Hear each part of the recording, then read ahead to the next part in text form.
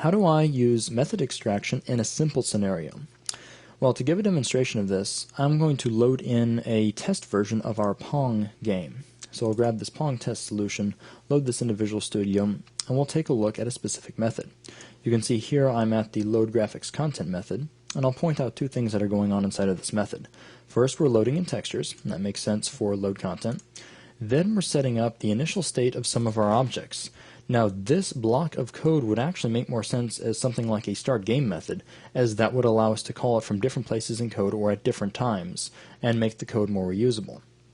Now, in order to move this out, we could of course write a method and simply copy the code out, or we could use method extraction to do all of that for us. As an example, we could select all of the text, right-click on it, go to Refactor, extract method, then we're presented with a dialog asking for a name for the new method.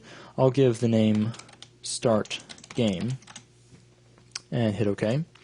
And you'll see that a start game method has been created for us. It has that block of code in it, and it also has placed a call to our new method where the code block originated from.